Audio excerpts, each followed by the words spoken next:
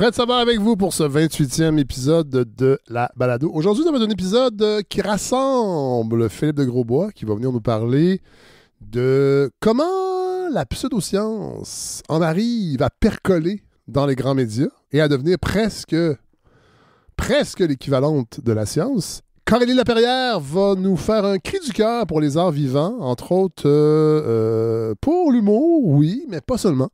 Et on sait qu'il y a des manifs qui s'organisent parce qu'il ne restera pas toujours la culture, paraît-il.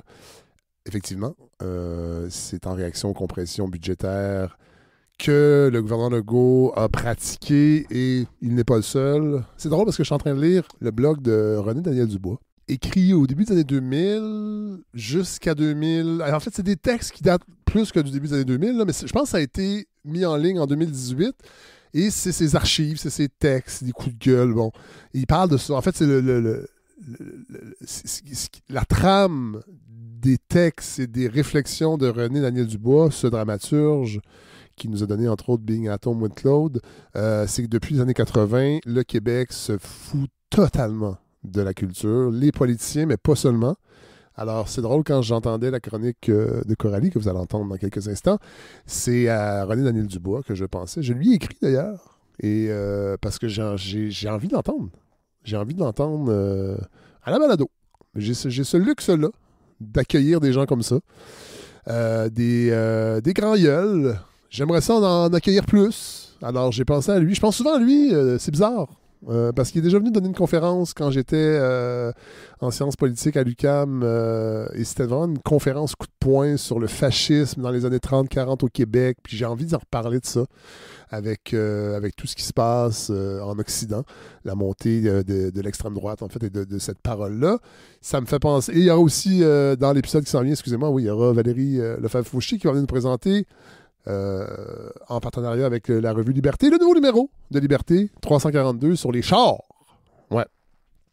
J'ai reçu cette semaine de Del Busso éditeur le français en déclin, avec un point d'interrogation. Repenser la francophonie québécoise sous la direction de Jean-Pierre Corbeil, Richard Marcoux et Victor Piché. Vous avez peut-être entendu parler de ce livre. Ce nom-là, vous l'avez entendu parce que j'en ai déjà parlé ici, je pense, avec Toula Drimonis et Mathieu Bellil.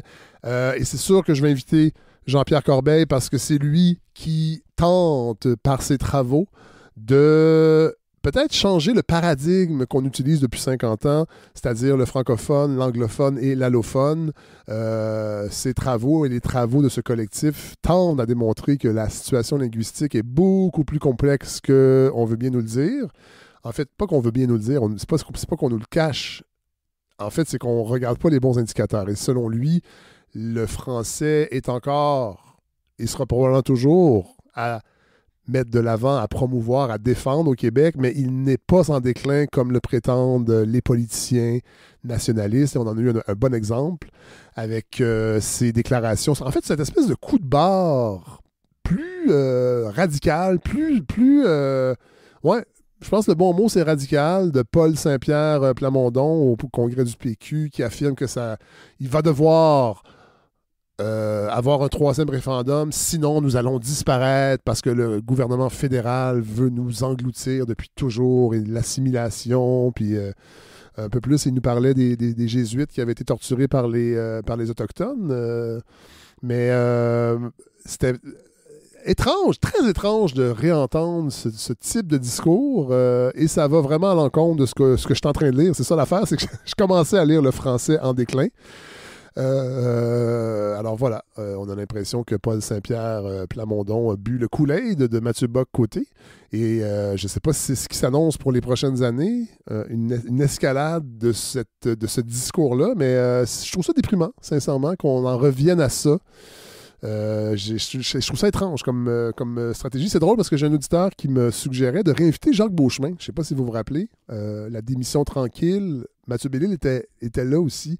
Je pense que ça fait 3 ou 4 saisons. Jacques Beauchemin, qui est un sociologue, politicologue, qui était en fait le directeur, sociologue, professeur de sociologie. Je pense que c'est lui qui a dirigé la thèse de Mathieu Bock-Côté. Il en avait parlé d'ailleurs, où il déplorait que Mathieu Bock-Côté ne faisait plus vraiment de sociologie depuis sa soutenance de thèse, et je pense qu'on peut le confirmer. Ouais, alors je vais peut-être réinviter ces personnes bientôt. J'avais une invitation qui était toujours en suspens avec les deux personnes qui ont écrit le livre sur les 30 ans de l'ADQ, Éric Montigny et Pascal Maillot. J'attends de réponse parce qu'on essaie de faire concorder les dates avec Éric Bédard, qui devrait être là aussi parce que lui militait au Parti québécois à l'époque de la grande époque des discussions constitutionnelles. Alors, je sais... Bon, en même temps, là, je me dis, je vais peut-être aller au-delà de la Saint-Jean-Baptiste cette saison. Il va y avoir trop d'épisodes à continuer parce que cette semaine, en plus, j'ai enregistré au total, incluant l'épisode que vous écoutez, 6 épisodes. C'est la semaine la plus intense de toute la vie de la balado. 6 épisodes avec les chaires de recherche, entre autres, qui seront diffusés dans les mois à venir, les semaines à venir, avril, mai, juin. Alors, très, très, très intense comme semaine. J'étais un peu fatigué, je dois l'avouer, mais ça reste passionnant, évidemment. Et là, de recevoir ce livre-là, donc Le français en déclin, je voulais vous en parler. Si vous voulez mettre la main dessus, ça pourrait être intéressant. C'est une bonne brique, là, 400 quelques pages. C'est un collectif et ça pourrait vous préparer pour la venue. Là, il n'est pas au courant en passant, là, Jean-Pierre Corbeil. J'espère qu'il va venir. Mais je pense que oui. Je pense que la balado est un excellent véhicule pour prendre son temps.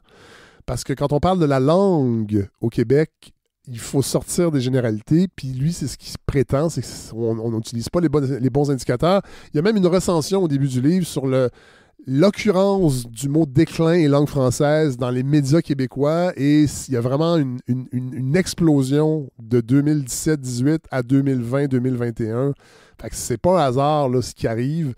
Mais moi, j'ai ce feeling-là, j'ai ce sentiment-là pour avoir parlé à des gens qui sont venus ici, que j'ai l'impression qu'on a vraiment un discours catastrophiste au sujet de la langue qui ne témoigne pas de la réalité, de la complexité, le plurilinguisme des Québécois. Voilà. Alors, j'ai hâte de vous en reparler plus en détail quand M. Corbeil sera avec nous. Et voilà, on est prêt pour cet épisode. Un peu plus court que d'habitude, ça va faire du bien, mais quand même assez costaud. Donc, 28e épisode de cette balado que je vous offre aujourd'hui dans vos oreilles.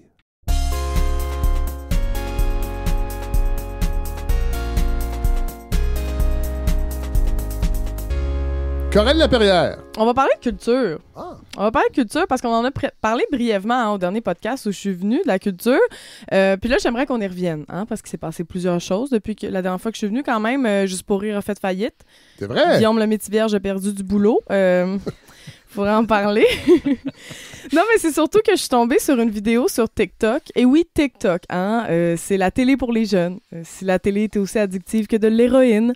Et bref, il y a une vidéo de Farnell Morissette. Est-ce que vous connaissez Farnell Morissette? Oui, c'est le journaliste qui dégaine plus vite que son ombre. Il peut nous expliquer tout.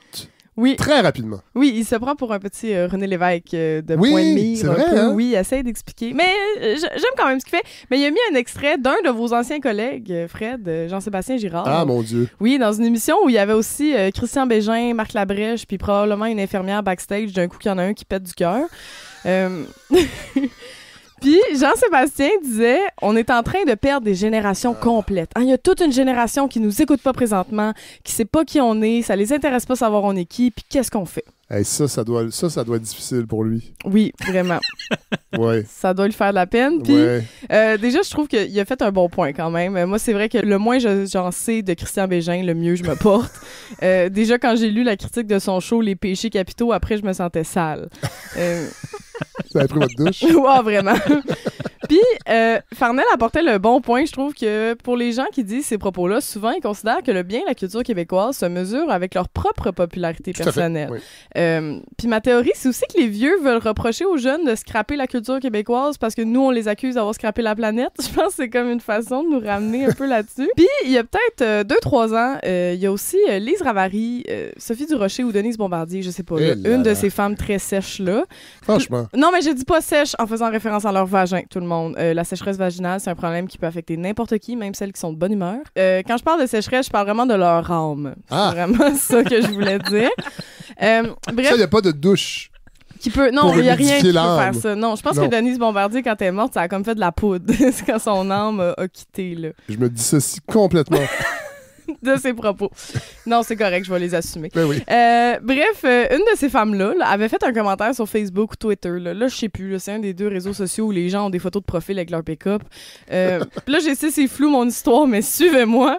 C'est comme l'éclipse. Je me rappelle pas des détails, mais je sais que je l'ai vu. OK? Anyway, c'était après la fête nationale et la madame en question connaissait pas les artistes qui avaient participé au spectacle diffusé à Radio-Canada. Puis elle avait dit un truc du genre « Mais qu'est-ce qui est devenu la Saint-Jean? Où est donc passé Claude Dubois? » C'est là, Claude Dubois, il a mal aux hanches, madame. Là, comme... puis même là, pas mal sûr que si tu le cherches comme du monde, tu finis toujours par trouver Claude Dubois sur une programmation de la fête nationale quelque part dans le coin de Chambly. Là. Il est là, Claude Dubois, ne vous inquiétez pas. Puis elle disait, mais qui est donc ce chanteur avec les cheveux bleus? Et cette personne-là, c'était Vincent Roberge, a.k.a. Les Louanges, qui est juste un des plus grands artistes de ma génération. Puis ça me fascine toujours comment certaines personnes sont prêtes à critiquer l'ignorance des autres tout en étalant leur propre ignorance. Tu sais, imagine regarder le show de la fête nationale à la télévision puis te dire sérieusement hey, « tout ce monde-là, je les connais pas. Ça doit être des nobody. » Non, mais ben oui, madame, hein, si tu reconnais personne, c'est pas parce que t'es dépassé, c'est parce qu'une des plus grosses fenêtres de visibilité culturelle du Québec est toujours donnée à des open micers. C'est normal, tout le monde sait ça. Plus récemment, je parlais à un ami plus vieux, parce que j'ai des amis plus vieux comme vous, mais Fred, vous êtes très justement. mature, oui, ben merci. Mais on me disait ça à 15 ans, puis ça, c'était moins le fun. C'était inquiétant. Je vais appeler la police. C'était pas une bonne pick-up line. Non, c'était pas... Toi, t'es mature. Toi, t'es mature pour ton âge. Hey, tu te fais dire ça quand t'as 15 ans, tu trouves ça cute, puis là, quand t'as 28, tu fais... Ces gens-là, c'était des groomers. C'est inquiétant. En tout cas. Fait que oui, j'ai des amis plus vieux, des amis avec lesquels je comprends juste la moitié des affaires qu'ils me disent. Là, des fois, ça parle toujours d'événements vraiment obscurs qui sont arrivés avant ma naissance, genre des référendums. vous allez le vivre, là, il paraît. Ben oui, la dernière chance. D'ici 2030. Écoute. J'espère de voir si Québec va embarquer dans ce projet-là, moi. Ouais. Puis, cette personne-là, plus vieux, me disait qu'il avait regardé le gala des Oliviers récemment et qu'il connaissait personne. Hein? Il disait aussi qu'il se sentait pas représenté en tant qu'homme blanc, hein? Même si c'est juste des hommes blancs qui ont gagné des prix. Puis il était comme... La vraie question, c'est « Il est où François Morancy? » Puis pour vrai, ça serait bizarre. C'est le Claude Dubois de l'humour. Oui, c'est le Claude Dubois de l'humour. Les deux, ils font des petits fadélis. Je pense pas que François Morancy a déjà vendu de l'héroïne, par exemple. Claude Dubois a vendu de l'héroïne. Il était de prison. Ah! L'album Sorti du bois, là. OK. Il sortait de prison. Mon Dieu, je savais pas ça. Ben oui, il s'est passé des choses avant votre naissance. Oui, c'est ça, mais c'est obscur, cette affaire-là, mais je trouve ça intéressant. Ça, c'est de l'héroïne, ça, là. C'est crypté, là. J'adore ça. Fait que non, François Morancy, il a pas vendu d'héroïne, mais il portait du petit cuir. Fait que on sait jamais, des années 90. Puis... il se demandait vraiment, cette personne-là, il est où François Morancy au gala des Oliviers? Puis ça serait bizarre que François Morancy soit en nomination, considérant qu'il n'a pas sorti de spectacle depuis 10 ans. C'est comme regarder le gala du cinéma puis se demander pourquoi c'est pas Cruising Ball qui gagne. Tu sais, je me dis, ce qu'on n'aime pas chez les autres, c'est souvent ce qu'on n'aime pas chez nous. Puis je pense que si les vieux, il y a des vieux qui chialent que les jeunes connaissent pas la culture québécoise, ben je pense que c'est surtout eux qui connaissent pas la culture des jeunes québécois. Voilà. Puis oui, c'est vrai, là, les jeunes n'ont pas la télé. Peut-être qu'ils vont moins voir de films québécois dans les salles de cinéma. C'est con, hein? Les jeunes aiment ça, ne pas être obligés de vendre un rein pour arriver à la fin du mois. C'est vraiment niaiseux. On peut pas tous se payer des loups-boutins, hein, Madame France-Hélène. Puis ça aussi, c'est un point qu'on n'aborde pas souvent. Ça, c'est des souliers à 1200 $? Oui, les souliers à 1200 $. Elle avait porté un manteau de vison aussi l'année passée. Moi, j'aimerais ça qu'elle s'assume, France-Hélène, en fait. Ben, elle commence. Je trouve qu'elle commence. Mais elle devrait porter plus de bing-bing puis arriver en calèche, tant qu'à faire, je pense. Genre, pour vrai, elle est comme... entre deux portes, là, genre fonce dans une porte, elle aime ça. Elle en a en tabarnouche. Mais c'est ça, c'est qu'on parle souvent pas de l'accessibilité à la culture, je trouve. Tu sais, quand on dit aux jeunes qui s'intéressent pas à la culture, tu sais, en pleine crise d'inflation, c'est pas donné, là, sortir de chez nous. Puis je me force moi-même à consommer plus d'art, à aller au théâtre, mais ça coûte cher, tu sais. Des fois, j'ai peut-être envie de prendre mon argent pour mes autres hobbies, genre m'acheter des poivrons. C'est un hobby? Vous avez ce hobby-là? Oui, tu sais, tu t'en vas checker les poivrons, là, tu sais. Mais ils sont chers. Ils sont chers, ils sont rendus 8 piastres. Pour vrai. Ils risent de nous autres. Ils risent de nous autres, oui. Ouais. Puis, tu sais, il est bon, là, René Richard Cyr, mais c'est vraiment bon, des poivrons aussi. J'aimerais ça pour voir ça. Puis, tu sais, les jeunes qui payent 2000$ pour un 4,5 mal isolé, ils ont peut-être pas envie d'aller voir une 120e pièce avec Benoît McGuinness au TNM. Il est bon, là, Benoît McGuinness, mais comme... il y a d'autres acteurs. Fait que oui, c'est sûr que les jeunes consomment la culture sur Internet. Ça, c'est vrai, entre autres de la culture américaine, mais sur Internet, il y a aussi la culture québécoise. Puis les jeunes écoutent des podcasts d'ici, des YouTubers d'ici, des créateuristes de contenu d'ici, elles vont dans les soirées d'humour de la relève. À date, c'est pas mal les jeunes qui m'aident à gagner ma vie. Voilà. Pour vrai. C'est vrai. Puis je pense que l'humoriste écoute pas CISM pour se garder au jus des nouvelles tendances en musique québécoise underground, tu sais. Puis ouais, il y a des jeunes qui savent pas c'est qui Véronique Cloutier, mais je gage 2 poivrons que Véronique Cloutier connaît pas le groupe Commande Bord. C'est bon point. Et c'est pas une mauvaise nouvelle que les jeunes ne connaissent pas Véronique Cloutier. Hein? Ben non, c'est ça. Ça peut être bien le fun collectivement aussi qu'on connaisse d'autres mondes. Tu sais, est-ce que aussi la culture québécoise s'intéresse aux jeunes? Parce que personne nous demande, nous, si on veut encore une autre émission de police. T'sais, peut-être ça nous tente pas, une émission de police. Peut-être que les jeunes, on n'aime pas ça, la police. Ou une autre émission qui célèbre la culture populaire avec Véro. Oui. Et Jean-Sébastien. Oui. Pour qu'on parle encore du temps d'une paix. Exact. Peut-être qu'on s'en calisse. Ben oui, peut-être comme année, Marina Orsini, on l'a vu. Là, l'extrait avec le cheval dans les filles de Caleb. Oui. Ça, je pense que je l'ai vu 100 fois. Oui. Puis, tu sais, peut-être que les jeunes connaissent pas les vedettes de la télévision. Puis c'est pas parce qu'ils ont pas de culture, mais c'est parce qu'ils ont pas la télévision. Puis c'est un peu insultant déjà de considérer la télévision comme de la culture, je pense, à la base. Puis, honnêtement, est-ce que le Québec, est-ce que le Québec s'intéresse vraiment à notre culture? T'sais? Avez-vous déjà vu la programmation de Art TV récemment? Non, mais c'est fou. Ça n'a pas de sens. Je sais pas pourquoi ils ont le droit d'utiliser le mot art dans leur... Tout à fait. T'sais, on a même plus le droit... Le lait de soya n'a plus le droit de s'appeler lait de soya. Non. Parce que c'est pas du lait. Voilà. C'est du boisson de soya. Fait que Art TV, ça diffuse pas de l'art. Ils passent Outlander en version française. Puis Outlander, on s'entend, c'est bon, mais c'est pas de l'art, c'est de la soft porn féministe, OK? Puis, il y a aussi dans le fameux Top 100... Est-ce que je peux ouvrir une parenthèse? Vas-y. Vous savez que La soirée est encore jeune, Oui. cette défunte émission, était diffusée à RTV. Ah oui? Oui. Et on faisait une captation... En fait, l'émission durait 2 heures, il en gardait 52 minutes. Et ils nous ont débranchés au bout de deux saisons, je pense, parce que le public d'RTV est un public de vieux. Okay. Qui n'aimait pas ça. Wow. La soirée est encore jeune. Ils préfèrent Outlander. On s'entend qu'on est trop jeune. Ben oui, c'est ça. Mais tu sais, c'est vraiment un public de personnes âgées. On salue, j'en ai plein qui m'écoutent, là. Moi-même. Hein? Ben oui, ça commence. Mais c'est ça, RTV. Voilà. Oui, c'est ça. Je ferme la parenthèse. Mais dans le fameux top 100 des personnalités de l'actualité aussi, qu'on a parlé quand même dans les médias, il y avait 20 personnes provenant de la culture, entre gros guillemets. Puis je sais pas si on peut dire qu'il y avait 20 artistes. Il y avait pas d'auteurs, il y avait presque pas d'autrices. Il y avait Kim Thuy, mais ça, je suis sûre que c'est parce qu'elle a une émission de cuisine à RTV. Mais ce qui est aussi insultant, c'est de se faire dire qu'on n'est pas assez intéressé à la culture, les jeunes. Alors que je connais plein d'artistes de la relève qui galèrent puis qui voient leur demande de subvention refusée. Puis là, je connais quelqu'un, d'ailleurs, récemment, qui a pas eu son financement pour du théâtre d'été sur la Côte-Nord. Puis sûrement parce que l'offre culturelle était beaucoup trop foisonnante et le territoire était saturé, n'est-ce pas? Non, mais sérieux, comment on est supposé prendre soin de nos régions si leur seul accès à la culture, c'est d'écouter l'émission Révolution dans leur salon? Puis là, je chiale, là, mais une chance quand même qu'au dernier budget, François Legault, il a annoncé qu'elle allait investir massivement dans les arts québécois pour protéger notre identité. Oui! Oui, non, il a dit ça. Il a dit qu'on allait recevoir notre versement la semaine des 4 jeudis. Ça fait que ça s'en vient. Puis là, je vous laisse avec un petit peu de propagande. Là. Il y a des mobilisations d'artistes qui se préparent partout au Québec pour dénoncer le sous-financement de la culture. Il s'appelle sur les réseaux sociaux la Grande Mobilisation, rien de moins. Et à l'heure où on enregistre l'émission, la première manif est demain, donc le 18 avril, donc c'est passé. Mais il va en avoir d'autres et je vous invite à regarder ça sur les réseaux sociaux. Puis tu sais, comme d'habitude, là, chaque petit geste compte. Là, fait que acheter des livres québécois, consommer de l'art underground, puis arrêtez de reprocher aux jeunes de pas assez connaître la culture québécoise, s'il vous plaît. Merci de parler de ce qui se passe en culture. Ça me met tellement en colère. Je vous écoutais tantôt, puis je n'osais pas vous interrompre pendant votre chronique. Ça fait des semaines qu'on en parle, tout le monde ensemble, puis qu'on n'en dort pas. On est épuisés, puis c'est tellement épuisant, ce mépris, en fait, cette impression que c'est pas vrai que c'est les jeunes qui s'intéressent pas à la culture québécoise, c'est qu'on n'a plus de vision pour les arts au Québec. C'est vrai. On ne soutient pas le Conseil des arts et des lettres du Québec. C'est quand même quelque chose de très inquiétant. C'est catastrophique pour toutes les disciplines artistiques en ce moment. Puis... Moi, je pense qu'il y aurait une grosse commission, je ne sais pas comment on peut l'appeler, sur le financement des arts. Parce que on entend des choses qui sortent des officines, des gens qui sont sur des CA d'organismes subventionnaires, mais qui en même temps ont des entreprises qui reçoivent des subventions.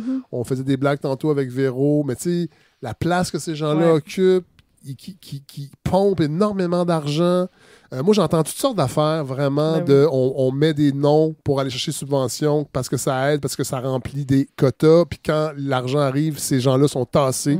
C'est encore la même gang qui écrit. Bon, j'entends plein d'affaires. Ouais. Puis j'ai l'impression qu'on serait dû, mais évidemment, les gens dans ces officines-là sont peut-être pas d'accord à ce qu'on regarde, on scrute ce qu'ils font, mais je pense on serait dû pour une grande réflexion collective. Comment on finance? Il y a des compagnies qui roulent depuis des années où ils font plus grand-chose, mais ils reçoivent encore leur argent. Ben oui.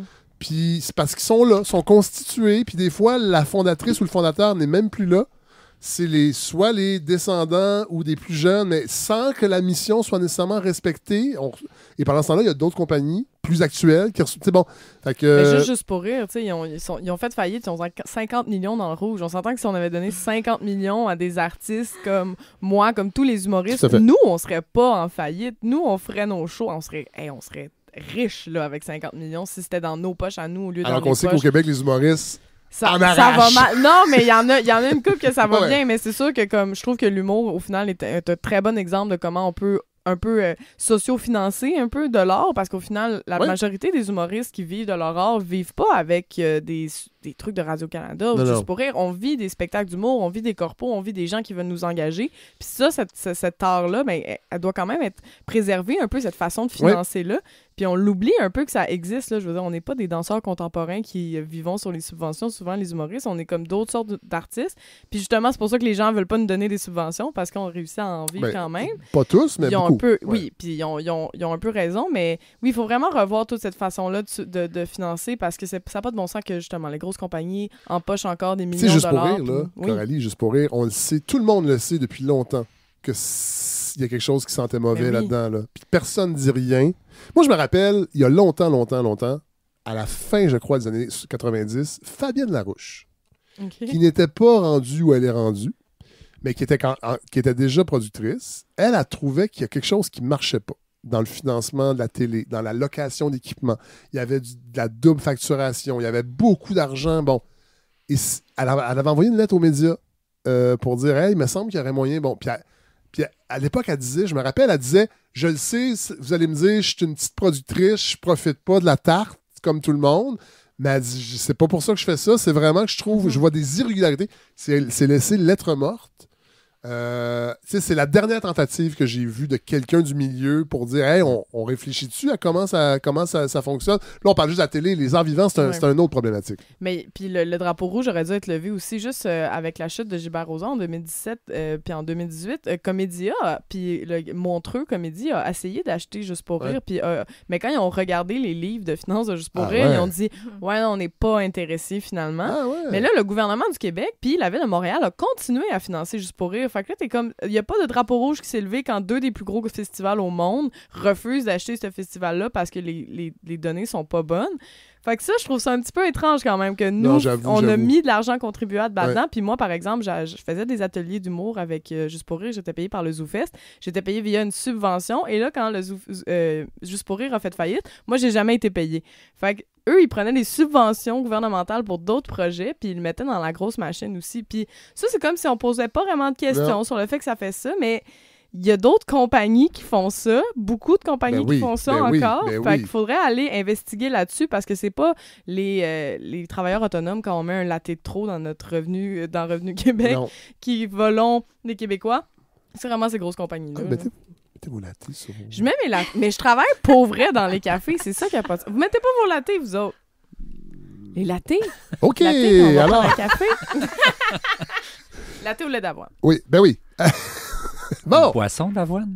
Oui, boisson d'avoine. Hey, OK. Valérie Lefebvre-Fauché, comment ça va? Oui, ben ça va très bien. Et vous? Ça va très bien. Parlez-nous de ce nouveau numéro Liberté, le numéro 342. Oui, c'est notre numéro rapide et dangereux qui parle des voitures, notre spécial du printemps. C'est très printanier. On a eu envie... Des fois, on fait des dossiers sur des sujets qui apportent de l'espoir. On a des propositions. Là, on a vraiment envie de parler de quelque chose qui nous écœure. Ouais. Donc, Et d'ailleurs, dans le texte de présentation, vous disiez que à peu près tout le monde autour de la table n'a pas de char, ou en tout cas, moi, j'ai pas de permis de conduire. Ouais, ça nous amusait de nous dire qu'on était comme la pire équipe au monde pour faire un dossier sur les voitures. Attendez. Vous avez pas de permis de conduire? Vous êtes natif de Montréal? Oui. Ah, c'est ça. Mais oui, mais c'est très faisable, vivre à Montréal et pas avoir d'auto. Je sais que les trentenaires, entre autres, beaucoup n'ont pas leur permis, au point d'inquiéter les constructeurs automobiles. Il y a eu ils ont fait des réunions parce qu'ils se disaient, est-ce que ça s'arrête comme la télé québécoise? Est-ce que ça s'arrête quand ma tante Pierrette va mourir? Donc, pas de char, mais on en parle dans une revue. On s'est dit que ça serait drôle de s'autoriser à en parler, même si on n'y connaît rien. Premièrement, on s'est rendu compte que c'est très difficile de prétendre qu'on n'est pas dans la culture du char. Même si on haït ça, on n'arrive pas à s'en sortir. Le texte de David Turgeon, entre autres. Ça, je suis contente que ça vous plaise. Ce texte-là m'a vraiment fait penser à vous. Je pense que je vous ai déjà entendu dire à peu près ce commentaire-là sur l'irresponsabilité des conducteurs. C'est un texte vraiment fâché. Ça s'appelle « Bébé au volant », où il y en a vraiment marre qu'on demande à tout le monde de faire attention. On rend tout le monde responsable de la sécurité routière, sauf ceux qui sont au volant de l'engin dangereux. À l'intérieur de la voiture, on n'a plus de responsabilité. Il n'y a plus de crime. Tout à fait. Puis il donne l'exemple de la fillette de 7 ans qui a été happée par une voiture. Oui, qui est une histoire vraiment tragique. Qui est un homicide involontaire, dans les faits, mais qui est jamais considéré comme ça quand il y a un accident de voiture. Mais dans les faits, on excuse tout, en fait. On s'attend à ce que les conducteurs respectent pas les codes. Et même les publicités de Catherine Levac, oui, la nouvelle représentante de la SAQ, elle va dire aux automobilistes, faites attention là, aux cyclistes. Mais il y a toujours une portion, oui, mais soyez visibles, piétons et cyclistes. Mais même si on est visible, c'est dangereux, là. On s'entend, là. Mais je trouvais ça drôle que vous dites que vous étiez pas bien placé pour parler de voiture quand vous en avez pas, mais je trouve qu'au contraire, c'est un peu comme les femmes, on est bien placé pour parler du comportement des hommes parce qu'on vive leur oppression, puis je pense que les gens qui ont pas de voiture vivent l'oppression des voitures, puis on est encore mieux placé pour en parler. C'est ça. Un autre des constats qu'on avait envie de partager, c'est que c'est pas tout le monde qui est automobiliste dans la vie, en fait. La majorité des gens sont d'abord autre chose, tu sais. Oui, tout à fait. Puis souvent, nos gouvernants s'adressent à nous comme s'il y avait une équivalence entre citoyens et conducteurs d'auto. C'est vrai. Texte aussi dans le même dossier de Geneviève Dick. Mon char est une prison. On l'a déjà abordé un petit peu ici quand on parlait de chômage sur la Côte-Nord avec les gens d'Action Chômage. Comment la voiture est une prison d'une certaine façon quand tu habites dans une région où il n'y a aucun transport collectif et que si tu n'as pas de voiture, si tu n'as pas les moyens de t'en payer une, tes chances de travailler, tes chances de bien te nourrir, ton horizon des possibles est réduit à la grosseur de rétroviseur. Mais oui, c'est ça. On nous parle souvent comme si avoir un char, même en général 2, c'était obligatoire dès qu'on sort de Montréal. Alors que y en a plein des gens qui peuvent pas se le permettre et ces gens-là sont forcément exclus de la vie démocratique. Oui, tout à fait. Elle nous parle du coût. Le coût, je pense que ça a été calculé. On dit que le revenu viable est de 10 000 $ de plus dans les régions éloignées à cause des enjeux de transport. Oui. Valérie Lefebvre-Fauché, on va sortir du dossier parce que je veux que vous nous parliez de votre rencontre avec Julie Doucet. Vous avez rencontré Julie Doucet? Ben oui. C'est extraordinaire. C'est extraordinaire, vraiment. Ce personnage presque mythique. Ben oui, c'est une légende. Oui, c'est ça. Ouais, quelqu'un de à la fois super connu et super discrète. Oui. Donc, elle est partout, elle est très présente, on a l'impression de bien la connaître. C'est quelqu'un qui nous a... Là, je parle au nous, parce que je parle pour l'équipe de Liberté, mais je pense que en tout cas, c'est au moins générationnel. C'est vraiment quelqu'un qui nous a beaucoup influencés. Puis, c'est ça, elle est quand même connue, elle a beaucoup de fans à travers le monde, mais votre texte, votre entretien le démontre tellement bien. Elle n'arrête pas de dire « je ne suis plus BDiste » et on en parle tout le temps comme, évidemment, l'autrice de Maxi Plot, la gagnante du Grand Prix Angoulême. Ben, c'était quand même un événement. Oui, c'est un événement. Mais elle fait autre chose. Puis on sentait dans votre entretien oubliez pas que je fais autre chose. Mais elle est tellement punk, en fait. Elle refuse toutes les étiquettes aussi. Tu sais, je pense que si je voulais lui donner une étiquette où il n'y a pas BDiste, peut-être qu'elle voudrait se réaffirmer védéiste tout à coup. Oui, c'est ça. Elle résiste beaucoup aux formes convenues puis aux étiquettes. Donc, elle a fait toutes sortes de choses, des affiches, des collages. Elle fait de la poésie en collage. Donc, c'est vraiment des formes artistiques. C'est de l'art visuel, mais avec les mots comme matière. C'est vraiment... les mots, le papier, le dessin, tout ça. C'est un entretien très cool parce qu'elle nous parle de ses influences à l'époque aussi, quand elle est devenue ce qu'elle est devenue à la fin des années 90. Puis moi, ça concordait. Quand j'ai lu l'entretien, je venais d'acheter l'intégrale de Maxi Plot au marché aux Puces Saint-Michel. Qui est mon petit coin. C'est comme mon endroit quand je vais décompresser. Là, quand ma blonde, elle vient pas avec moi parce qu'elle est tannée. Parce que je fouille tous les kiosques. Fait que j'y vais tout seul, puis c'est comme un havre. Puis là, en sortant, évidemment, je me mouche, puis c'est tout brun dans mon Kleenex parce qu'il y a tellement de poussière. Mais mon Dieu, j'étais très content de trouver. Oui, excellente lecture. C'est une très belle rencontre. C'est vraiment un artiste qui fait pas de concessions. Non. Un peu comme Nour Simon, qu'on retrouve. On vient de présenter le dernier numéro de La Québécoise. Il y a un texte de lui. Et il y en avait un aussi. Il y en a un dans la Liberté. C'est Pérégrinations au Brésil, en Égypte. C'est des carnets de voyage dans le temps et dans l'espace. C'est vraiment une belle écriture. Puis qui s'intéresse à la mixité, puis au déplacement, puis à l'identité trans ou changeante, ou à la performance identitaire, mais de toutes sortes de manières. Vraiment. Dans l'art et dans les cultures. C'est vraiment une réflexion super fine et complexe. Et on rappelle qu'il faut s'abonner. Très important pour le financement des revues. Faut le dire, là. S'il vous plaît. Faisons pas semblant que... Abonnez-vous! On s'abonne. On parlait de subventions tantôt. C'est ça, on parlait de culture, les revues, c'est il faut s'abonner. Et sinon, vous allez dans votre libraire indépendant favori pour acheter un numéro en attendant de vous abonner sur le site web. Exactement. Merci. Merci.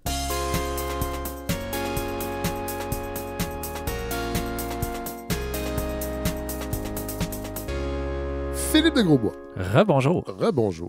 On va parler de pseudosciences. C'est quoi de la pseudoscience? C'est de la science frauduleuse, qu'on pourrait dire. La science qui est Mais ça dépend de qui? Ma question est un peu piégée. Ça doit être subjectif je pense qu'on va avoir l'occasion de tester un peu la définition au fil de la chronique. Mais moi, c'est quelque chose qui me fascine depuis longtemps. Qu'est-ce qui fait que certains discours pseudo-scientifiques, parfois même à saveur complotiste, en viennent à percer parfois dans les médias? Parce que les médias d'information, surtout depuis Trump, depuis la pandémie, tout ça se pose beaucoup en rempart contre les pseudosciences, contre le complotisme. Mais l'acceptabilité médiatique de certains discours pseudo-scientifiques, ça peut varier dans le temps. Qu'est-ce qui fait que ça varie? Pour quelles raisons? Il y aurait beaucoup de choses à dire là-dessus, mais je vais me limiter à un cas en particulier, puis un deuxième vers la fin. Mais je voulais surtout qu'on parle du discours anti-vaccin dans ce cas-ci, qui peut sembler moins présent que depuis il y a 2-3 ans, mais il y a eu les cas de rougeole, tout ça, puis c'est pas fini. Peut-être, première nuance, c'est que moi, je pense que c'est important de faire la distinction entre le discours anti-vaccin, ou qu'on appelle aussi résistance vaccinale, puis l'hésitation vaccinale. Parce que ça, c'est une distinction qu'on n'a pas faite, justement, dans les périodes chaudes de la pandémie. Donc, d'être un peu incertain ou incertaine par rapport à un vaccin, d'autant plus pendant la COVID, c'était une nouvelle technologie, c'était fait quand même rapidement. Il y avait beaucoup de rappels aussi de vaccins. Moi, je ne les ai pas tous. Absolument. À un moment donné, j'ai fait, bon, là, je pense que ça va aller. Moi, je me suis rendu à 6, je pense. 6 doses. Okay. Mais c'est ça, c'est que... Claude Dubois, beaucoup plus de doses dans les années 70, mais c'était pas... Excusez-moi. Mais bref, on peut faire des nuances entre se questionner, notamment pour ses enfants aussi, que ça fait pas des gens, des mauvais parents pour autant s'ils se questionnent sur la vaccination qui est amenée à leurs enfants. Et donc, la résistance vaccinale qui est de dire « over my dead body », c'est Bill Gates, c'est l'OMS, Davos, Forum économique mondial, etc. On a beaucoup attribué la résistance vaccinale aux médias sociaux, à certains influenceurs. Pourtant, c'est un discours qui a une longue histoire, qui existe depuis à peu près aussi longtemps que les vaccins existent. Pour ce qui est de la présence contemporaine du mouvement anti-vaccin, ça découle pas tant de la pandémie, mais plus des années 90. En particulier, peut-être qu'on connaît autour de la table Andrew Wakefield, qui est très... reconnu, mais négativement, là, pour avoir fait la fameuse étude frauduleuse qui associait la vaccination d'enfants à des cas d'autisme. Ah oui. Donc ça, c'est en 1998. Je recommande d'ailleurs un très bon documentaire de Arte. Moi, je suis un fan des documentaires d'Arte, même si je sais que Fred, vous n'aimez pas ça parce qu'il y a souvent du piano dans leur documentaire. De plus en plus. Mais il y a un documentaire qui s'appelle Antivax, les marchands de doute, qui parle notamment d'Andrew Wakefield. C'est un documentaire qui est très fâchant parce qu'on voit vraiment comment lui et d'autres, c'est des gens qui profitent de la vulnérabilité de certaines personnes, leurs enfants qui sont tombés malades ou qui sont carrément décédés. Et puis là, on essaie par toutes sortes de moyens de dire, c'est parce qu'il y a 3 mois, tu l'as fait vacciner. Puis finalement, on embrigade des gens dans ce mouvement-là. Mais ce qui est intéressant dans ce documentaire-là, c'est qu'on voit que la renommée de Wakefield est entre autres due aux médias traditionnels. Donc, c'est un Britannique, c'est quelqu'un qui va beaucoup passer dans les médias britanniques, qui a quand même un certain charisme, qui est capable de bien communiquer ses idées. Il va même avoir un téléfilm sur lui avec Hugh Bonneville, qui est pour les fans de Downton Abbey, qui était le patriarche dans Downton Abbey. Okay. Mais il y a un téléfilm sur lui, puis qui n'est pas un téléfilm critique. Là. C'est vraiment quelqu'un qui est un peu... il est contre un certain establishment, puis bon, il y a... Un libre penseur. Exactement. Au Québec, on a plus ou moins un équivalent d'Andrew Wakefield, toujours dans les années 90. C'est Guylaine Langto, dont on a entendu parler aussi plus récemment. Elle, c'était une phlébologue qui a été ensuite... Ça, c'est sur les veines. Donc, elle avait entre des... les traitements de varices, ces trucs comme ça, mais elle était spécialisée sur les veines. Phlébologue. Et elle a été radiée éventuellement par le Collège des médecins, mais donc en 1994, elle a publié un livre qui s'appelle « La mafia médicale ». Et qui est un livre, là aussi, qui à l'époque a été recensé dans des médias et que, dans le fond, là, je vais parler d'Olivier Bernard, c'est lui qui est allé fouiller ça. Les recensions étaient plutôt neutres pour la plupart. C'était pas particulièrement critique, même s'il y a des propos dans certains chapitres qui sont carrément ésotériques. On dit, vacciner, c'est violer, des trucs comme ça. Et donc, je parlais d'Olivier Bernard, c'est qu'il a fait une série de balados à Radio-Canada qui s'appelle Dérive. Il y a plusieurs saisons, puis la dernière saison, c'est juste consacré à ce livre-là, puis à Guylaine Langto. Il y a un épisode en particulier qui parle du traitement médiatique de la mafia médicale et de Guylaine Langto. Donc, du livre sorti en 1994. C'est ça, et qui pose un peu la question de comment ça se fait que ça a pris quand même un certain temps avant qu'elle soit comme un peu... déboulonné, si je peux dire. On peut peut-être écouter un premier extrait de cette balado. Le deuxième événement important s'est produit en septembre 1994 quand le réseau TVA a diffusé une série de reportages sur la vaccination où Guylaine Langto était interviewée. Les fameuses émissions, je ne sais pas si vous vous en souvenez, mais qui ont fait un chahut énorme. Et ces émissions-là ont été une bombe monumentale, un éveil énorme de la population. Les reportages en question, on les a déjà évoqués dans un épisode précédent. C'est dans un de ceux-là que Guylaine Langto affirmait, entre autres, que des queues de souris allaient pousser aux enfants vaccinés. Ils étaient réalisés par Sophie Thibault, qu'on connaît bien de nos jours en tant que chef d'antenne sur la chaîne TVA, mais à l'époque, elle était journaliste. J'ai pu écouter un des reportages en question et dans ce que j'ai visionné, il y avait aussi une mère qui disait que son enfant avait été paralysé après avoir reçu le vaccin contre la méningite. Et ça laissait aussi sous-entendre que les effets secondaires des vaccins étaient banalisés ou peut-être même cachés au public. La journaliste Sophie Thibault révélait aussi l'existence d'une liste confidentielle d'incidents adverses qui peuvent survenir à la suite de vaccination. Fièvre, douleur intense, choc, pleurs persistants, mais aussi arthrite, convulsions, encéphalopathie, paralysie et syndrome de Guillain-Barré. Les reportages de Sophie Thibault ont suscité un tel intérêt que des centaines d'appels et de témoignages ont aussi été reçus par Info Parents Vaccins, un service téléphonique qui a été créé à cette occasion. Alors voilà. Donc, je recommande d'écouter cette émission-là d'Olivier Bernard, qui est le pharmacien, là, s'il y a des gens qui n'avaient pas deviné encore. Il creuse un peu à savoir qu'est-ce qui s'est passé dans le fond pour que ça ait pu circuler, que ça a été admis finalement dans des reportages. Il amène des pistes explicatives intéressantes. Bon, c'est des figures charismatiques, donc qui passent bien, comme on dit, dans les médias. Des bons experts, des bonnes experts dans les médias, c'est des gens qui répondent rapidement au téléphone, qui sont prêts à accepter n'importe quel sujet, même quand c'est pas leur domaine d'expertise. Des experts, des expertes crédibles vont dire, ben écoute, ça, c'est pas vraiment mon domaine, je te dirais plutôt, va voir telle ou telle personne. Mais des personnes qui sont prêtes à dire n'importe quoi, ben ils sont prêtes à le dire sur plein de sujets. Et les médias n'ont pas le temps, souvent, les émissions, d'aller voir l'autre personne. Voilà, donc il y a parce que c'est demain qu'on enregistre. C'est ça, c'est mentionné aussi. Donc, il y a les contraintes de temps, il y a toutes sortes de communiqués de presse qui circulent, donc il y a une sorte de surenchère, il faut avoir des infos sensationnalistes pour être capable d'attirer l'attention des médias. Plusieurs bonnes interventions d'Amélie Daou-Boisvert, qui était anciennement journaliste au Devoir, qui est maintenant prof de journalisme. Yannick Villedieu aussi, qui était un des rares qui avait critiqué la mafia médicale dans l'actualité à l'époque. C'est sûr qu'on reste dans une critique déontologique, c'est-à-dire c'est quoi les contraintes sur le métier, puis qu'est-ce qu'on peut faire au niveau éthique par rapport à ça. Moi, ce que j'ajouterais peut-être, c'est que les antivax de cette époque-là, ils ont su comme hacker la logique médiatique. C'est-à-dire, ils ont su profiter de ces vulnérabilités, exploiter comment ce système-là fonctionne. Par exemple, en ayant un récit de dissidents contre un establishment, de profiter d'un certain attrait pour les deux côtés de la médaille. C'est comme si un consensus scientifique est quelque chose de pas normal. On veut entendre toutes les voix, mais qu'en fait, entendre toutes les voix, c'est un peu comme un cheval de Troie qui permet de faire passer ensuite des discours frauduleux. Puis on a un deuxième extrait du balado d'Olivier Bernard, où est-ce que, en fait, c'est quelques mois plus tard, Radio-Canada fait un peu une enquête, parce que ça a tellement eu des échos forts, c'était controversé, les reportages de Sophie Thibault, parce qu'on était dans des campagnes de vaccination sur la méningite, tout ça. Bon.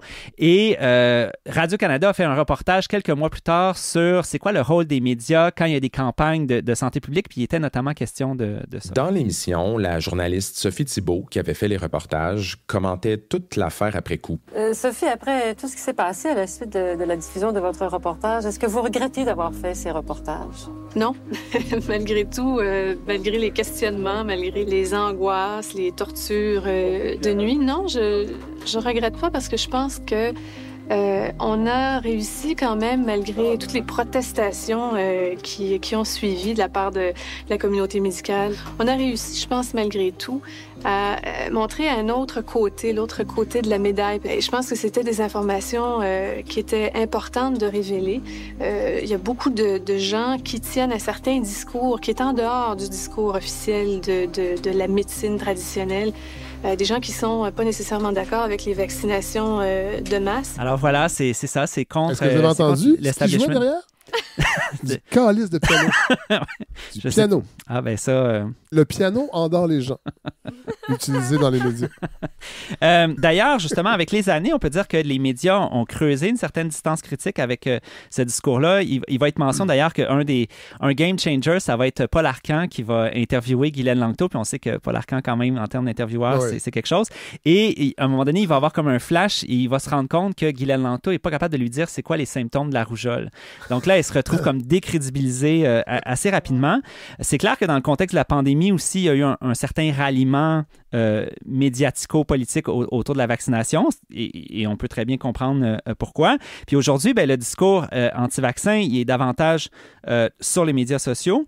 Mais encore, parfois, c'est encore proche, c'est plus proche des grands médias qu'on pourrait le penser. Si on prend, par exemple, la chaîne YouTube Contact de Stéphane Bureau, récemment, il y avait Christian Perronne, qui est un infectiologue français, mais qui lui aussi, a comme retourné sa veste contre l'establishment et les pharmaceutiques. Il nomme d'ailleurs Bill Gates. On va écouter... On peut nommer Bill Gates, cela dit, sans se décrédibiliser. Absolument, oui. Mais surtout quand on parle de Windows 95. C'est pas des vaccins. Non, mais même pour les vaccins, parce que il y a ces fondations. Oui. Il y a toutes sortes d'enjeux derrière ça. Mais c'est pas la même chose que de dire qu'un qui savait que la pandémie s'en venait, qui veut émettre des puces avec les vaccins et ces choses-là. Mais c'est clair que le rôle de Bill Gates dans la géopolitique des vaccins, c'est quand même pas banal non plus. Mais ça dépend jusqu'où on va. Mais on va voir un petit extrait. Il ne sera pas question de Bill Gates, mais on va voir que ça va assez loin avec M. Perronne. Et quand j'ai vu que tout ça a été manipulé, organisé depuis des années... Vraiment? Mais il y a les preuves. attendez, il ne faut pas être naïf. La couverture du journal Vie économiste en janvier 2019, donc 9 mois avant la pandémie officielle, il y avait tous les symboles de la pandémie. Il y avait même le pangolin, il y avait le QR code dans la main, il y avait le... Mais ça peut être aussi un hasard, ça peut non, c'est pas un hasard, parce qu'il y avait les chevaliers de l'Apocalypse qui étaient masqués, il y a eu là quand même l'Event 201, l'événement 201, que Bill Gates, avec des autorités américaines du plus haut niveau, dont l'armée a fait aux États-Unis plusieurs semaines avant la pandémie. Des simulations. Oui, en disant attention, une pandémie va venir, etc. Le coronavirus, ils savaient déjà que c'était un coronavirus. On a le droit de rire, Valérie. Hein? Dans la presse, Stéphane Bureau, en entrevue, avait dit que lui, il veut interviewer les fâcheux. Parce que quand on fait taire les fâcheux, c'est pas bien. D'ailleurs, la Rougeole sera en entrevue avec Stéphane Bureau dans 2 semaines. J'ai vu ça sur son... la Rougeole elle-même. Ouais. Mais on est dans la même logique, en fait, parce que, oui, dans l'entrevue, il fait un petit peu de pushback. Là, on a entendu un vraiment. Il y en a comme 2 ou 3 vraiment pour l'interrogation qui a l'air de... je suis sceptique, mais dis-moi en plus. Oui, donc, je te laisse l'espace pour en dire davantage, mais avec un vraiment. Mais donc, c'est ça. Il repousse un peu, mais en fait, pas tellement. Et pendant ce temps-là, il parle. Ben c'est ça, c'est qu'au final, il lui donne une tribune énorme et je trouve juste la conclusion de cette balado-là, c'est 1h15 au total. Je dois dire que je me prête à des exercices quand même difficiles pour faire cette chronique. Je veux juste le souligner. Tu l'as dit, vous êtes payé. Oui, mais c'est ça, c'est bien gagné. Je vais pouvoir m'acheter mes poivrons sans mauvaise subvention. conscience. Je tiens à dire, sans subvention. Alors, donnez, la campagne n'est pas terminée. Mais donc, on va écouter la conclusion de Stéphane Bureau. Tout ça, ça donne une idée que malgré certaines interventions un peu critiques, je pense qu'on peut dire qu'il a été assez séduit. C'est un combat qui est mondial et tant pis si j'en ai pris plein la figure. Moi, je pense avec mes tripes, j'ai mes convictions, mon éthique. Et je peux pas laisser une petite bande de personnes comme ça faire autant de mal à nos citoyens, et aux Français, et aux gens en général dans le monde. Christian Perron, c'est un message retentissant, c'est le moins que je puis dire. Merci, c'est très émouvant de vous écouter quand vous dites que c'est plus important que votre vie. Ah oui? J'imagine que vous le pensez aussi. Oui. On ne peut pas dire ces choses à la légère. Merci d'avoir partagé ce que vous me direz ne pas être un point de vue, puisque tout ce que vous avez dit est démontré. Alors, Christian Perron, merci beaucoup. Merci beaucoup pour, je tiens à le dire, la passion. Vous êtes certainement très habité. J'espère que ça vous a plu. Si c'est le cas, partagez, likez. Si vous avez détesté, vous pouvez aussi liker parce que vous avez détesté. L'important, c'est exactement ce que nous faisons ici à Contact, c'est de faire en sorte que plusieurs opinions puissent se croiser et idéalement même de voir sur notre plateforme des gens qui jamais ne seront vus ensemble sur une autre plateforme. Je vais juste préciser, là, quand il dit tout ce que vous dites est fondé, quand on le regarde à l'image, il y a un petit sourire en coin, il est un peu sarcastique. Il n'est pas en train de dire que tout est fondé. Mais ça, il a compris que c'est clickbait, ça marche. Ben, même si vous avez détesté, likez parce que vous avez détesté. Donc, c'est vraiment, on veut que ça spin. Et pour monétiser aussi, ça ce que je trouve intéressant dans le cas de Stéphane Bureau, puis même un petit peu inquiétant, en fait, c'est qu'il joue à la fois sur le terrain des médias traditionnels puis des médias sociaux. Donc, moi, je pense que c'est quelqu'un qui est à surveiller parce qu'il est un peu à cheval dans les deux milieux. Oui. Contact, là, j'ai compris que c'est à Télé-Québec. Ben, c'est ça que je trouve que j'ai vu un peu, je comprends pas exactement c'est quoi la logique, mais sur le site de Télé-Québec, il y a Contact, c'est le même logo. Oui. Il y a à peu près une douzaine d'entrevues. Mais j'ai l'impression que c'est les entrevues les plus acceptables, les plus peut-être même people. Il y a Monia Chokri, il y a Léa Clermont-Dion, il y a Éric-Emmanuel Schmitt. Mais après ça, on va sur YouTube, il y a beaucoup plus d'entrevues. Et il y en a des... Éric Zemmour, 2 fois. Ah, ça, j'avais pas remarqué. 2 fois, parce que dans l'entrevue de la presse, Stéphane Bureau disait « Moi, je veux comprendre ce qu'ils disent. » C'est pour ça que je les invite, les fâcheux. Hey, tu t'as pas compris la première fois, Éric Zemmour, là, si tu le réinvites, c'est parce que t'es d'accord. C'est pas parce que t'as pas compris. Donc, il y a Christian Perron, bien sûr. Il y a aussi Jean-François Caron, qui est un prof qu'on raconte qui est exilé au Kazakhstan parce que là-bas, le wokisme n'existe pas. Voilà. Donc, il a fui la tyrannie wokiste en allant s'installer au Kazakhstan. C'est pas... Mais il y a encore sa carte d'assurance maladie, il paraît. Oui, ben ça peut toujours servir. Oui, c'est ça. Je trouve qu'il y a un danger de ce qu'on appelle Tucker Carlson, là, le phénomène Tucker Carlson, c'est-à-dire d'être l'espèce de visage poli, acceptable pour des discours qui peuvent être quand même assez néfastes. C'est l'expert en politique américaine au bulletin de 22h de TVA. Allez savoir. Et qui nous dit que M. Trump est pas si pire. Il y a plusieurs couches. Je serais curieux de savoir c'est quoi l'entente avec Télé-Québec au juste, là, mais bon, ça je sais pas. Je pense que c'est d'avoir des codes d'écoute. Télé-Québec serait bien content. Je pense que c'est pas mal. Peut-être bien. Ouais. Mais bref, à la fin de l'épisode dont je parlais tantôt d'Olivier Bernard, il se demande est-ce que l'épisode de Guylaine Langto pourrait se reproduire aujourd'hui, là pas juste à Contact, mais mettons dans des grands médias et puis dans du journalisme le plus sérieux. Et je dirais qu'on a des indices que oui, mais en fait la réponse qu'il donne c'est plutôt oui. Mais même aujourd'hui quand on regarde certains reportages sur les personnes trans, moi je trouve qu'on peut voir beaucoup de similitudes. Avant de donner un exemple québécois, juste parler un petit peu le New York Times, il y a une enquête qui a été faite d'un organisme qui s'appelle Media Matters, qui est paru à la fin mars 2024, on pourrait mettre dans l'infolettre. Oui. Et qui dit que sur 12 mois d'articles sur les législations anti-trans dans différents États américains, le 2/3 des articles du New York Times ne citent aucune personne trans. Et il y en a presque 1 sur 5 qui présentent des infos erronées citées par des militants anti-trans qui sont présentées sans contexte ou sans fact-checking. Ça, c'est le New York Times. C'est supposé d'être comme le fleuron là, du journalisme presque mondial. Si on prend... Et du journalisme woke. Oui, apparemment. Oui, c'est ça. Apparemment. Oui. Si on prend un exemple plus local, il y a la fameuse émission d'enquête de la fin février 2024 qui a un titre tout à fait éloquent, Trans Express. C'est comme Choc. Voilà, c'est fait. C'est un clin d'œil à un album de Kraftwerk aussi. Trans Europe Express, Trans Express. Oui. Ben là, je pense qu'il y a de ça. Peut-être pas Kraftwerk directement, mais il y a cette couche-là, je pense. Ouais. OK.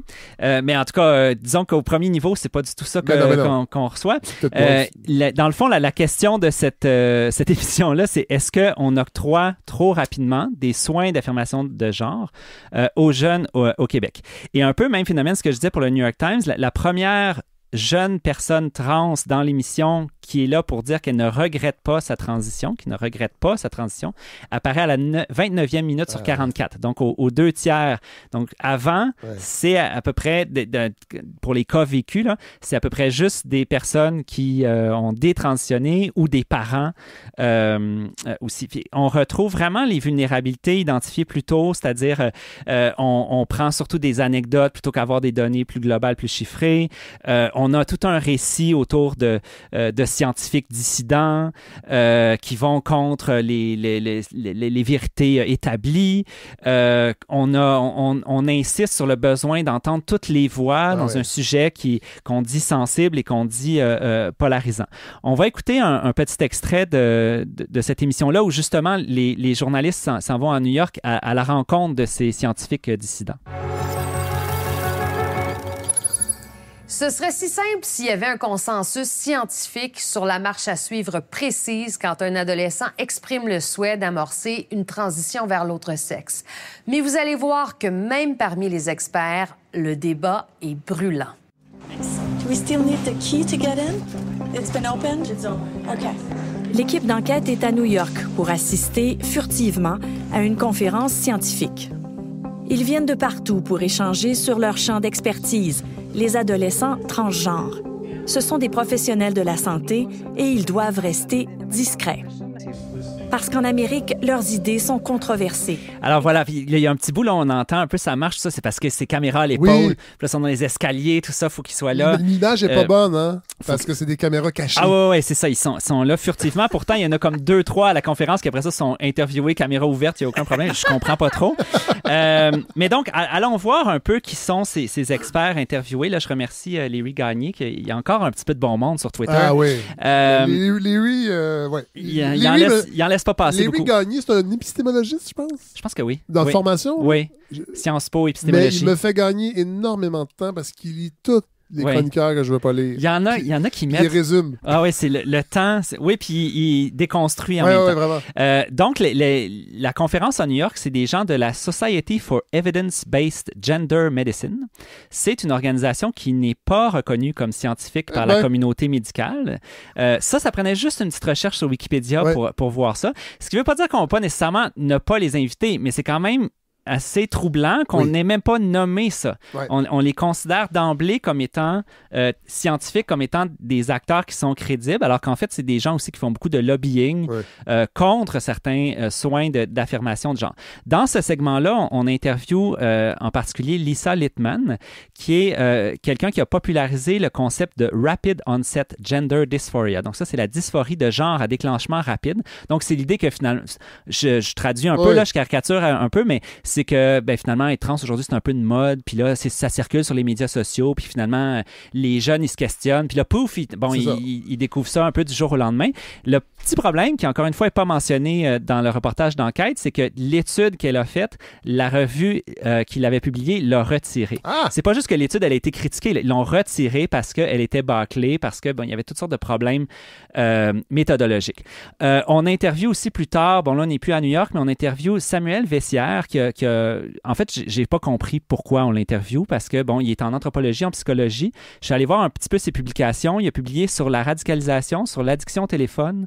J'ai rien vu sur les personnes trans. Okay. Il a écrit en février 2020 dans Psychology Today sur la COVID, et il dit que la COVID, en gros, c'est une panique morale. En février 2020, on était beaucoup à penser ça, mais pourquoi on l'invite? Pourquoi en quoi de dire des choses absolument pas fondées sur la COVID te rend qualifié ensuite pour parler de diversité de genre? Je suis pas sûr de comprendre.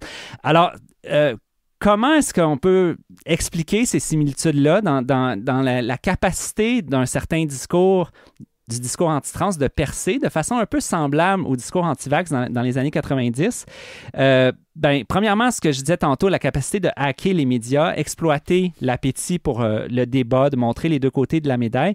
Ensuite, je pense qu'on peut voir des parallèles entre le discours anti-vax et le discours anti-trans. C'est-à-dire que dans les deux cas, il y a ce fantasme-là d'une certaine dissidence, mais il y a un certain regard sur la science qu'on considère qui est dévoyé, qui est corrompu, qui a été comme accaparé par des militants, par des intérêts politiques. Il y a aussi tous les mêmes échos de la volonté de parents inquiets qui veulent protéger leurs enfants face à une menace scientiste qui est devenue comme perverse. Il y a vraiment... qui est militante aussi. Oui. C'est une menace scientiste, mais qui est militante. Il suffit de convaincre les gens pour qu'ils entreprennent des conversions. C'est ça. De gens comme si c'était simple.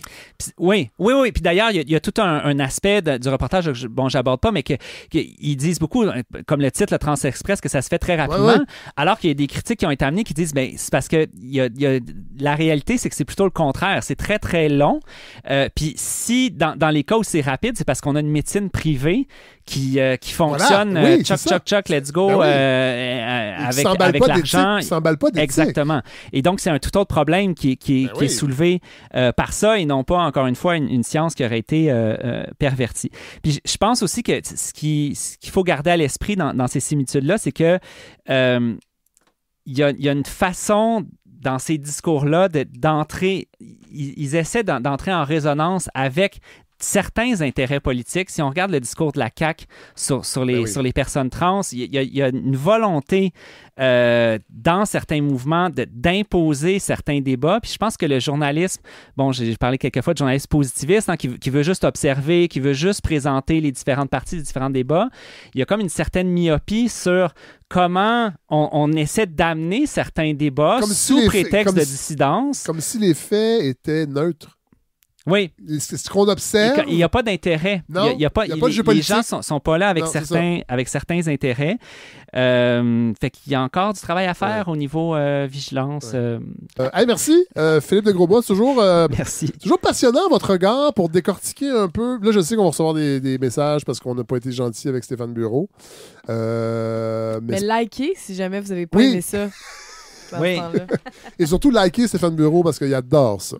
Merci, Philippe de Grosbois. Coralie Laperrière, on va se retrouver sur scène. Sur scène. Et on invite les gens à acheter des billets. De toute façon, je pense qu'on va vous entendre ici avant le 19 juin, évidemment. Puis Valérie Lefebvre-Fauché, on s'abonne. On va arrêter de dire. C'est ça. Abonnez-vous. Et merci beaucoup de nous recevoir et de parler de revue. Vous savez que vous payez pour ça. Mais je suis bien content. Bonne semaine, tout le monde.